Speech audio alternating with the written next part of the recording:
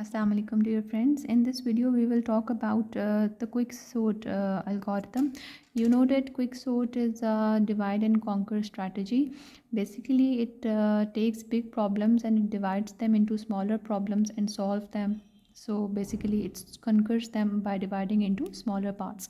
So since it believes in dividing, so the time complexity of such algorithms is quite better as compared to those comparisons which make linear comparisons of all the elements with all the elements. In the previous video I explained how does quicksort algorithm works, and in this video we are going to talk about the time complexity of quicksort. So we will talk about the average case time complexity.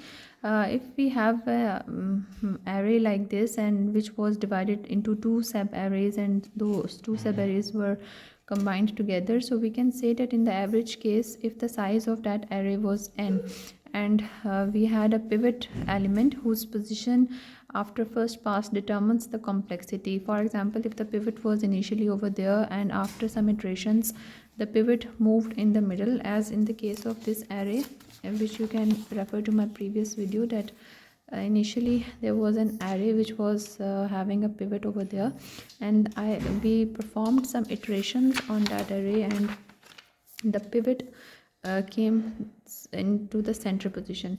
So in a case like this where the pivot comes into the center position, we generally say that this is sort of an average case, because the array divides into two sub arrays. If initially it was n, then it will become n by 2 and n by 2, and we say that both of these sub arrays need to be scanned, so we need n times for scanning the array.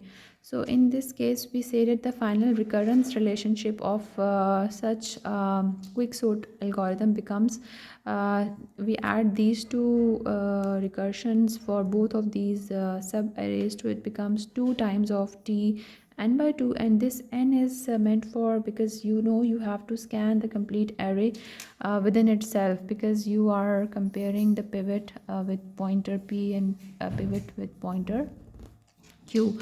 So if we solve this recursion problem with the help of master theorem or any other method, then we get that the average case time complexity is n times log of n.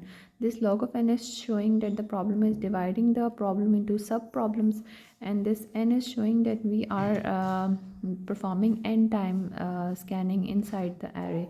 So this is the average case time complexity of quicksort algorithm. This is similar to the time complexity of merge sort algorithm. In the worst case it will be different. In some other video I will focus on to the worst case time complexity. Thank you. Allah Hafiz.